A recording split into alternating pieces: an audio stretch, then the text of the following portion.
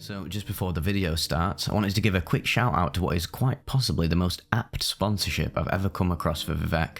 Oftentimes I'll decline, 99.9% of sponsorship deals I come across because I just don't think Raid Shadow Legends is very appropriate for the sort of content on this channel.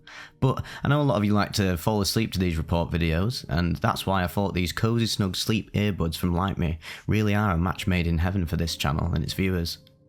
If you're anything like me, you might struggle falling to sleep on your back with conventional earbuds in. I'd always wondered whether there were any designs that facilitated side sleeping without waking up with a perforated eardrum.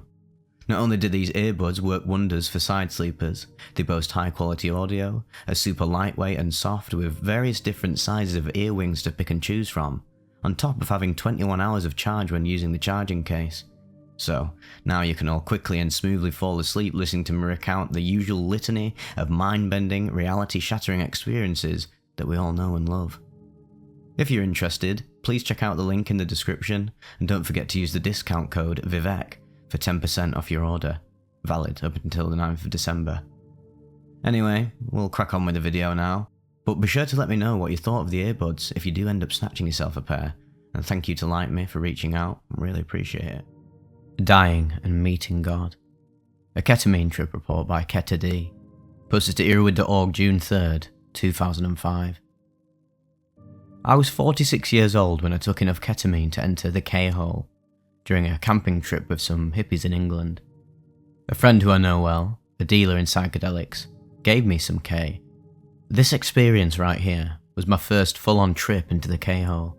A visionary experience. I had taken smaller amounts before and was upgrading my dosage, so I wasn't really a novice. I went into my tent, made myself comfortable, and snorted 5 fat lines, about 250 milligrams, at 8 PM. I intended to have an experience of some psychedelic sort, but was not expecting anything triggering an NDE-like experience.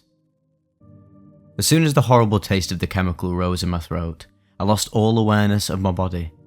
I did not know who I was and where I was, and I was subject to pure visuals. The exact details I cannot quite remember, only that I was pure being and was in a world of constantly changing patterns and stripes, resembling a fractal deep within the Mandelbrot. I had no sense of time, whether of past, present or future, so I could say I was in a roller coaster ride in a multi-dimensional giant fractal for eternity.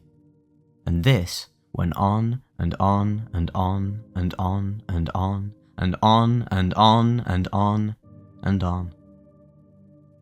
Eventually, very occasionally, some fleeting thoughts emerged, such as, I must have died. I must have poisoned myself. This must be what it's like when you die. I had no awareness of how I actually came to be here. Only occasionally though, really, as I was constantly rolling about in a stripy universe of shapes and sliding walls and sudden shifts. I began to feel a little lonely and frightened, as there was no one else in this universe. Be centered, I said to myself, and kept my awareness centered. I could feel a sense of time pulsating slow and fast, but there was still no sense of past or future. I was still unaware of my identity or name, or of where I came from. Then, while observing a pattern resembling a part of the Mandelbrot fractal, a whole bunch of association with the word K emerged. Kate, Kate, Kate, Kate, Kate, Kate, Kate, Kate, Kate, Kate, Kate, Kate, Kate, Kate, Kate, Kate, Kate. Then I realised it was something I took, and it was called K. And it reminded me of my sister, who unfortunately had died the previous year from cancer. Plus chains of thoughts and feelings sometimes linked to do with police, hospital, who was with my friends, not hurting other people, and so consequently I will not get hurt. Then I wondered if there was hell, and the patterned universe became red and foggy, with sheets of flame. Eternal, I thought. Oh, help, I don't want to get roasted here for eternity. The universe polarised into 2 parts, the red hell on the lower half, and a white foggy upper half, except there was a sphere of white light shining through the fog, and he was God, with the capital G. He radiated pure awe, a mixture of love, light and power radiating from him. I went to God to merge with him. in order to escape from hell. There was this overwhelming feeling of oneness, and then a comforting, secure feeling, and then an understanding that I'd done something stupid and shouldn't actually be here. And so, he sent me away. He wasn't going to send me to hell, mind you. Apparently that was reserved for killers, and it's actually not even eternal. So there actually was only one way out. Right back through the fractal again. So here there was more of the same visuals, and except it was actually getting a bit more rainbow-like.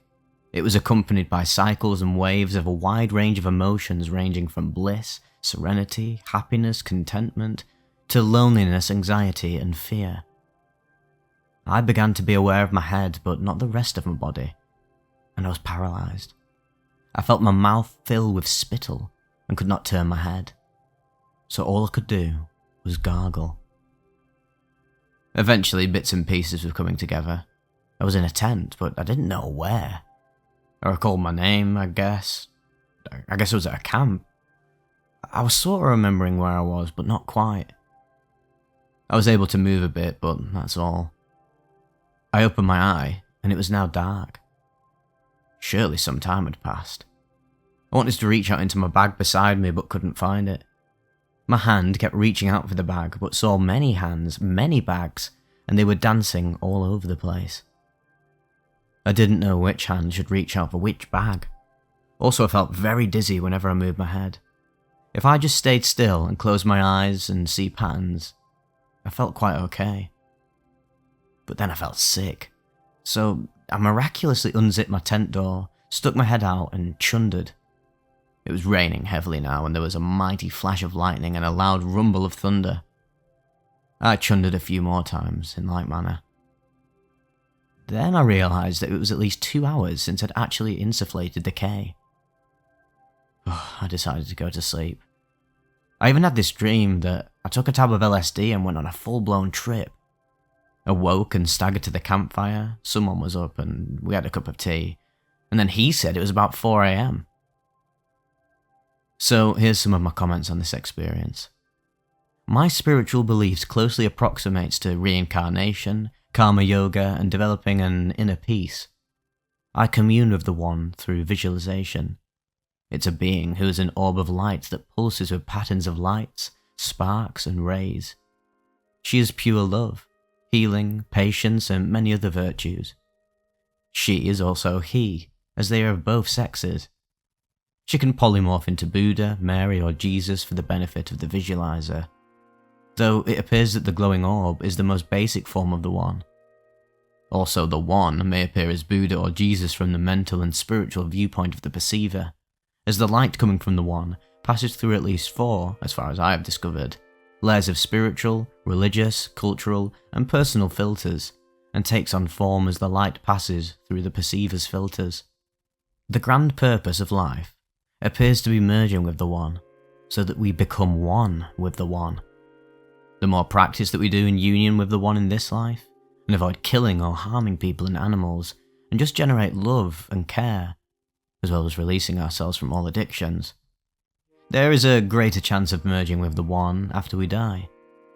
Otherwise, we go round and round through death and rebirth until union happens, a la samsara. I don't usually take psychedelic substances really, as I prefer to maintain clarity of mind. My main spiritual practice is visualization, developing inner peace, and praying for peace in the world.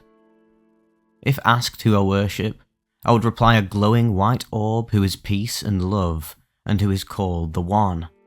If I was asked what the purpose of life is, I would simply reply that it is union with the One.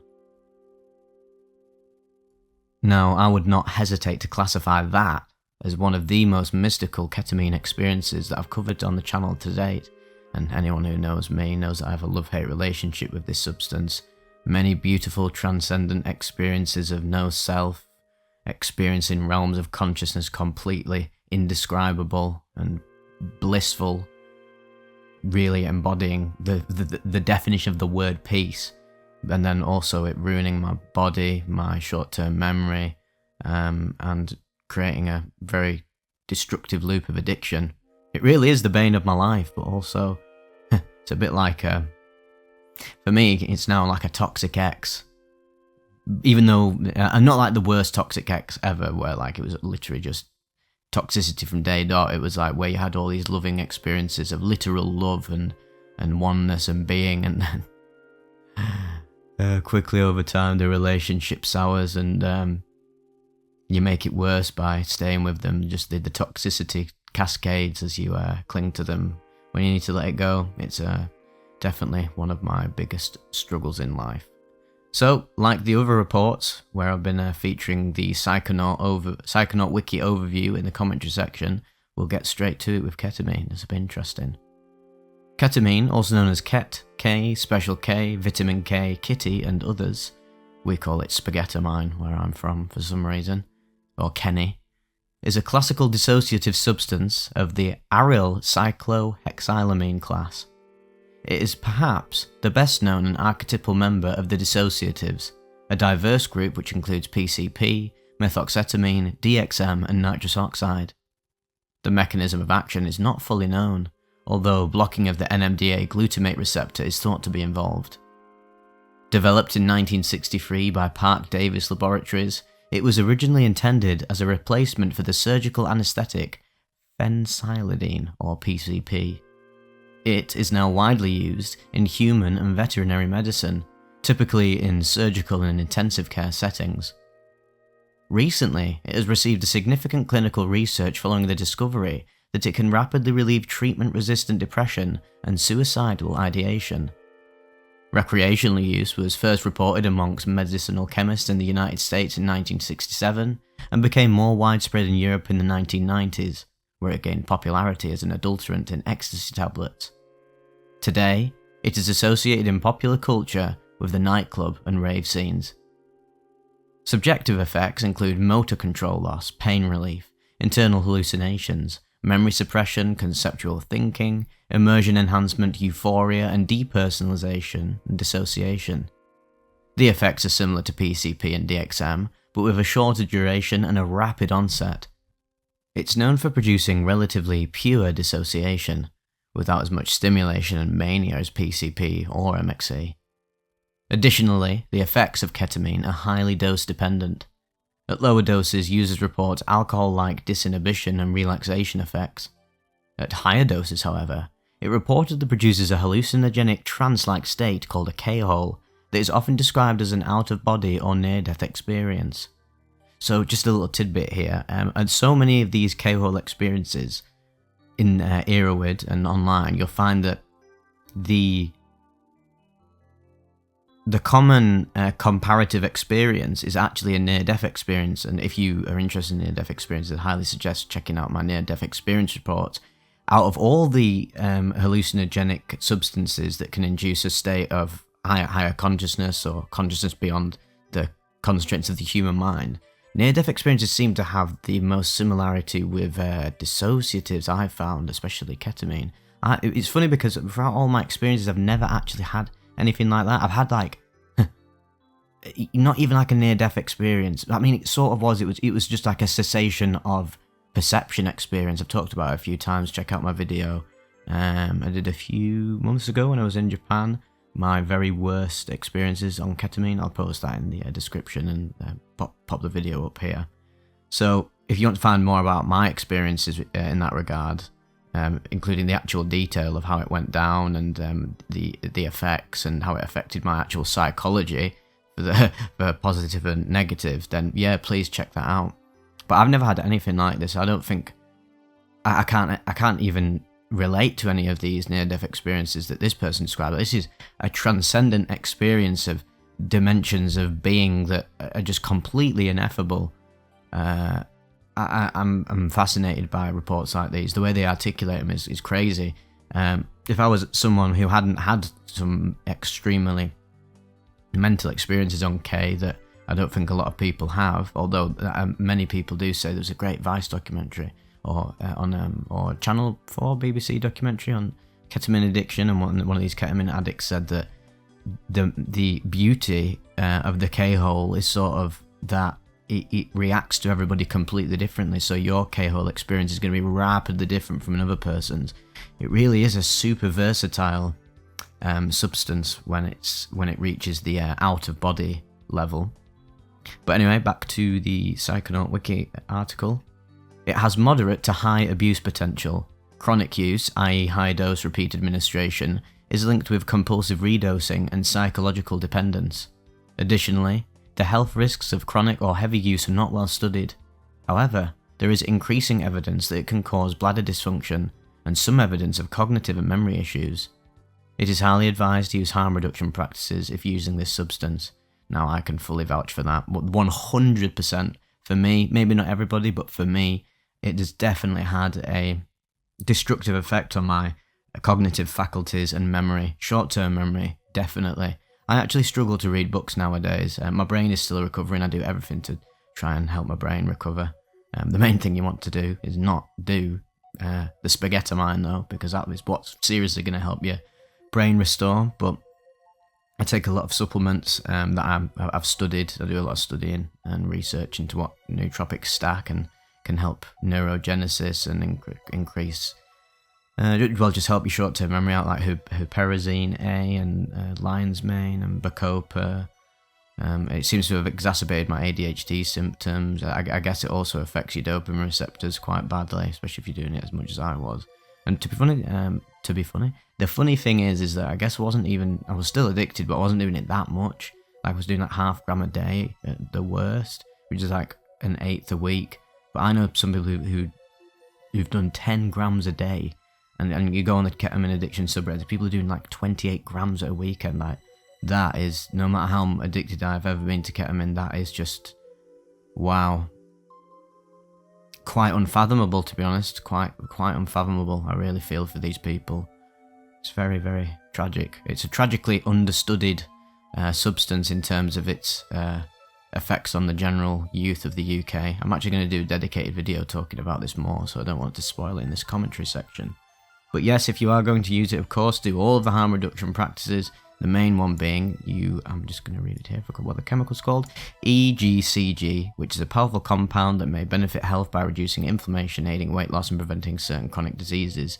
And it's found within green tea, although I think you should probably be taking the pills by themselves because it's a lot more direct and it's a lot stronger, and you should be taking this beforehand, before dosing, etc. And always remember to stay hydrated, and also remember to have a bit of self-restraint and don't do it too much, because it's really becoming quite a problem in the UK, and we are really living through Generation K. It's so cheap. Some places will do it for £15 a gram, which is just absolutely insane for the quantity of it and how much it does to you in terms of the escapism effects that people who use drugs habitually are looking for. So it sort of is like the perfect escapism. Dissociation is the perfect escapism. It's literal peace. You're not worrying about the future, the past, or any bullshit. In the moment, you're just conscious, you're just there. But when you live in that state, when you're living from that state all the time, it completely nullifies your connection with the beauty of sober reality and what you're really going to be operating under until you pass on. So yep, hope you learned a bit about ketamine here and enjoyed the rather powerful report that this person scribed up. Anyway, hope you guys are doing well, and just keep your eyes out this week for my review of the Alex Grey Illusionaries exhibit that I went to with Space Nymph. It was a fascinating experience meeting her and also being there. I cannot wait to detail our journey down. It was such a good laugh and insanely profound. That's what I'm all about. I'm all about profundity and having a laugh. So it was basically the perfect venture for me. Honestly, you're not going to believe some of the stuff I've got to tell you about that event. It was incredible. But anyway, I shall see you on the other side, guys, and I hope you're all having a good weekend. Don't do anything I wouldn't do.